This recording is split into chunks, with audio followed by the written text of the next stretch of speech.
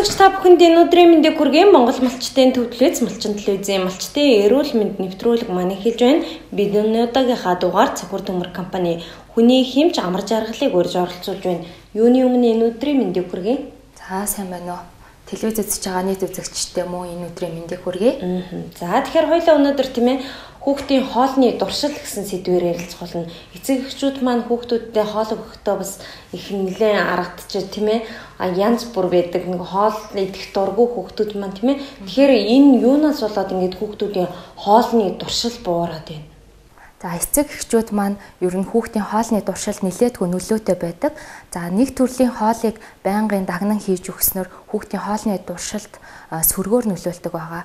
За мэдээж хэрэг одоо том хүнтэй ээжилхэн хүүхдийн хоолны дуршил маань харах, үнэрлэх, амтлах мэдрэхүүгээр өдөөгдөж хоолны дуршил хөдөлдөг байгаа. Одоо нэг төрлийн хоолыг байнгын эзэснээр, амталснаар, харснаар хоолны дуршил буурах нэг шалтгаан болж өгдөг. Тэгэхээр ээж аавууд маань хүүхдээ хоолны дуршлыг нэмэгдүүлэх гэвэл өөрт нь зориулсан олон нэр төрлийн хоолыг хийж өгөх шаардлагатай. Тэрийгээ бас өнгө үзэмжтэйгээр хүүхдийн сонирхлыг татгууц хэмжээгээр тавглаж, аяглаж өгөх юм бол илүү хоолны дуршил сайжирдаг. Хүүхдийг тусгаалan зассан ширээн дээр нь өөрөөр нь халбагдуулж хооллох юм бол илүү хоолндоо сайн байх жишээний. Ээж аавууд маань өөрсдөө хооллолсноор залгаагүй, бүрэн зажлаагүй байгаа тохиолдолд нар араас нь халбагдаж өгснөөр хүүхэд хоолндоо бас дургуутсах шинжүүд бас байдаг. Хүүхдийг өдөрт 2-3 удаа тогтмол цагт хоол хооронд 1-2 удаа 100 шүх байдлаар хооллох шаардлагатай байдаг. Тогтмол цагт хооллоогүй бол маш мөн хүүхдийн хоолны дуршил алдагдаж болдог. Оюуны хит их ачаалал, стресс зэргээс шалтгаалan хүүхдийн хоолны дуршил мөн буурдаг. За мөн хооллохын өмнө их хэмжээний шингэн уусантай холбоотойгоор хүүхэд цадах мэдрэмж төрөөд мөн хоолны дуршил буурдаг. Амттай их хэмжээгээр хэрэглүүлсэнтэй холбоотойгоор цусандах сахарын хэмжээ ихсэж хуурамч өлсгөлөн үүснээр мөн хоолны дуршил буурах нэг шалтгаан болж өгдөг. Хооллож байх үедээ ээж аавууд маань утас үзүүлэх, зурагт үзүүлэх, тоглоом дэлгэж хооллох зэрэг нь мөн хүүхдийн хоолны дуршлыг буурахад нөлөөлдөг байх нь төрөл бүрийн өвчлөлүүд хоолны дуршлыг бууруулдаг. За тухайлах юм бол амьсгалын дээд замын өвчнгүүд, эзний халдварт өвчнгүүд, за мөн хүүхдийн суур эмгэг болох цус багдалт болон өсөлт хөгжлийн хоцрогдолтой хүүхдүүдэд ерөнхийдөө хоолны дуршил буурах нь элбэг ажиглагддаг байгаа. Монгол улсад тэгэхээр тийм ээ хүүхдүүдийн өсөлт нь ер нь ямар байд юм бол тийм ээ ер нь ингээд сүүлийн жилүүдэд ажиглаад байхад хэвлэл мэдээлэл тийм ээ судалгааг харж байхад хоолны дуршил ер нь туранхай эцэнхий тийм ээ байгаа хэмжээнээсээ эсвэл ингээд жингийн алдагдaltaй гэдэг юм ятсан. Тэгэхээр хоол идэхгүй байхаар хүүхдийн бас өсөлт хөгжилтөнд сөргөөр нөлөөлдөг. Тэгэхээр Монгол хүүхдүүдийн өсөлт хөгжилт ер нь ямар байд юм бэ? Үндэсний статистикийн газраас 5 жил тутамд хийгддэг нийгмийн үзүүлэлтийн төвөр судалгаа гэж байдаг. 2013 онд хийгдсэн судалгааг 2018 онтой харьцуулсан судалгаа харагдаж байна. Өндөртөө тохироогүй жинтэй буюу туранхай хүүхдүүд 2013 онд 1% байсан бол 2018 онд 1.2% болсон. Насандаа тохироогүй жинтэй буюу тураалтай хүүхдүүд 2013 онд 2% байсан бол 2018 онд 2.4% болж өссөн үзүүлэлт гарсан. За тэгэхээр үүнээс дүгнэхэд бол жил ирэх тусам өсөлт хөгжлийн хоцрогдолтой хүүхдүүд ерөнхийдөө нэмэгдэх хандлагатай байна гэсэн үг. За тэгээд ерөнхийдөө өсөлт хөгжлийн хоцрогдолтой болон хоолны дуршил муутай хүүхдүүд маань цус багдалттай байх мөн эрсдэлтэй байдаг. Тэгэхээр цус багдалт гэдэг нь маань өөрөө юу гэсэн юм бэ?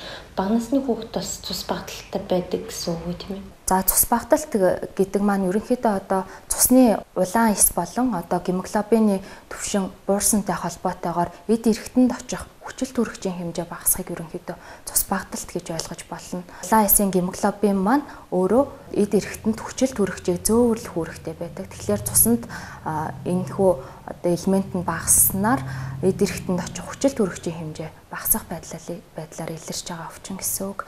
За цус багдалтын түвшингийн хувьд гэх юм бол 2016-аас 2017 онд хийгдсэн үндэсний хоолт хичээлийн 5 дугаар судалгаагаар болохоор 0-5 настай хүүхдүүдийн дунд цус багдалт нь 20 76.6% байсан. За мөн 20.7% нь буюу 5 хүүхэд тутмын 1 нь төмөр туталтай гэж гарсан. Тэгэхээр төмөр тутлын цус багталт ерөнхийдөө элбэг байдаг гэсэн үг. Цус багталтын үед ер нь ямар шинж тэмдэг илэрдэг юм бэ? Цус багталтын үед хүүхэд амархан ядрах, за мөн гар хөлийн үзүүр байнгын хүйтэн байх, за үс хумс хугарамтгай болох, арьс хуурайших зэрэг шинж тэмдгүүд илэрдэг. За бага насны хүүхдийн хувьд гэх юм бол одоо гарын алга, хөлийн уул, цайж цонхих, цалстууд цайвар өнгөтэй байх зэрэг шинжүүд илэрдэг. За цус багталтын шинж тэмдэг одоо цаашид гүнзгийрэх юм бол одоо гарын алга, хөлийн уул нь хувхай цайх шинж тэмдэг илэрдэг. За тэгээд энэ хүнс одоо цус багталт нь эмчлэгдэхгүйгээр удаан хугацаагаар явхад одоо хүүхдийн оюун ухааны хөгжилд мөн одоо сурах чадварт хүртэл нөлөөлдөг байгаа. Тэгэхээр хүүхдийн хоолны дуршил тийм ээ, жингийн алдагдал тийм ээ, дээрээс нь цус багталт эдгээрийг одоо хоолны шимт хичээлээс одоо бид нар бас өдөр бүр ингээд өгч чадахгүй байгаа. Тэгэхээр үүнийг эмийн аргаар одоо эмчлэх арга зам ер нь юу гэдэг юм бол? Байлгүй яах вэ? За манай Химладраг компанид үйлдвэрлэгдсэн 100% ургамлын найрлагатай Лив 52-ын сироп нь хоолны дуршлыг сайжруулж, жин нэмж, за мөн одоо цус багталтыг эмчлэх одоо ийм цогц бэлтгэл байгаамаа. Лив 52-т маань одоо ямар ургамал ордог юм бол ер нь Химлад компани оруулж ирдэг тийм ээ, хийдэг бүтээгдэхүүн эмнүүд маань өөрөө 100% ургамлын гаралтай бүтээгдэхүүнүүд байдаг шүү дээ.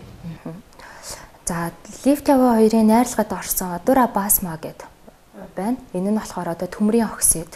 Тэгэхээр одоо төмөр маань өөрөө нөгөө цусны улаан эсийн гемоглобины нийлэгжилтэнд оролцдог байгаа. Тэгэхээр цусыг нөхөн төлжүүлж хүүхдийн цус багталтыг засан гэсэн үг.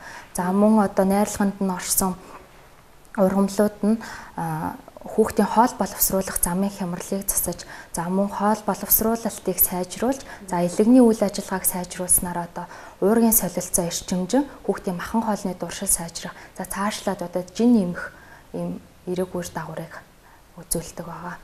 За Лив 52 нь одоо элэгний хоргоожуулах үйл ажиллагааг сайжруулснаар за мөн хортлох тайлах нөлөө гарч байгаа. Тэгэхээр одоо бага насны хүүхдийн бөөлжих, одоо дотор мухаарах гэсэн зовиоруудыг дардаг байгаа. За тэгээд мөн одоо жирэмсний хордлогын үед ч мөн хэрэглэх боломжтой бэлтгэл байгаа.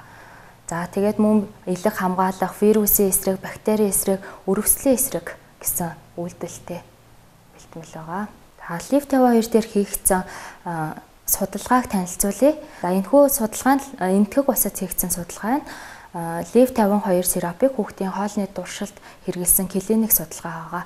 За судалгаанд нийтдээ 4 сартаагаас 3 насны 67 хүүхэд оролцсон, эрэгтэй 40, эмэгтэй 27 хүүхэд оролцсон байгаа. За хоолны дуршил бууралттай нийтдээ 67 хүүхэд байсан. За эмчилгээг 3 сарын хугацаанд үргэлжлүүлсэн байгаа. Эмчилгээний дараа хоолны дуршил бууралт 91% үр дүн гарсан байгаа. Бөөлжилттэй болон дотор мухааралттай 30 хүүхэд байсан. За эмчилгээний үр дүн нь 76.7% гарсан байгаа. За жингийн алдагдaltaй нийтдээ 60 хүүхэд байсан. Эмчилгээний дараа 91.7% үр дүн гарсан. За мөн одоо доорх хүснэгтнээс гемоглобин буюу одоо цус нөхөн төлжүүлэх үр нөлөө гарч хүүхдийн цус багталт засарсан байгаа. За мөн цусны уураг хэвийн хэмжээнд орж одоо уургийн дутагдал нөхөгдсөн үр дүн гарсан байна. Ард иргэдийн дунд Лив 52-ыг бол элэг хамгаалах гэдэг юугаар нь бол сайн мэддэг тийм ээ, хүн болгон. Гэхдээ бидний хувьд бол өнөөдрийг хүртэл миний хувьд бол хүүхдийн хоолны дуршил тийм ээ, жин нэмэх тийм ээ, бас жин нэмнэ гэдэг өсөлт хөгжилтөнд сайнаар нөлөөлөх гэдгийг бас мэдгүй явжээ. Тэгэхээр одоо энийг хүүхдэд яаж уулгадیں тийм ээ? Том хүмүүс маань л өөрсдөө элэг хамгаалаад дуудаг байсан бол одоо энэ бас хүүхдэд ууж болдгоо гэдгийг бас мэдчихэж штэ. Тэгэхээр хүүхдэд хэдий хэрэг хугацаанд яаж уулгах зөв зөвхөстэй хэрэглүүлэх ёстой юм бэ? Хүүхдэд бол 10 мл-ээр өдөрт 3 удаа ууж хэрэглэнэ. За насанд хүрэгчдэд 20 мл-ээр өдөрт 2-3 удаа ууж хэрэглэдэг байгаа. Тэгэхээр одоо нөгөө хоолны дуршил сайжралт, жингийн алдагдал, нөхөл тэнтрээсээ шалтгаалаад хэрэглэх хугацаа нь бол харьцуулсан адилгүй байна гэсэн үг. Тэгэхээр насны заалт гэж байгаа юу ер нь? Одоо бүр бага насны одоо хүүхдүүд манаас нэлээд хоолнд дургу болцсон тийм ээ. Одоо ер нь бол ээж аауд маань ерөөсөө бага насны хүүхдүүдэд бол нөгөө бантан гэл нэг хоолны сонголтууд өөрсдөө айгүй цөөхөн байдаг. За одоо хөдөө орон нутагт бол тийм ээ хот газар яг нөгөө нарийн ногоо их бэлбэг байдаг болохоор бас ингээд хоолны сонголт арай ариун байгаад ахшгүй л да. Тэгэхээр энийг яг яаж хэдээс хэдэн насныханд яаж болох хэвээр юм. 0 сартаагаас ерөнхийдөө хэрэглэх боломжтой. Насны хязгаарлалт заалт энэ төр бол байхгүй бэлтгэл байгаа. Тэгэхээр эцэг эхчүүд маань Liv 52-ыг авч хүүхдэд уулгын сироп хэлбэрээр гэвэл одоо хаанаас яаж худалдаж авах боломжтой юм? Эмчийн заавар зөвлөгөө бас авах ёстой юу? Эмчийн жаргуугаар бүх эмийн сангуудаар худалдаалагдаж байгаа. Тэгэхээр Liv 52 маань бас ийм байдаг шүү дээ. Шахмал болон сиропон гэж байгаа. Тийм ээ. Сиропон одоо сиропныг биш юм аа гэхэд одоо жоохон 10 үедтэй ч юм уу те 10 гарсан насны хүүхдүүд маань Liv 52-ыг шахамлаар нь сууж хэрэглэх боломжтой. Шахмал хэлбэрээр хэрэглэх боломжтой байгаа.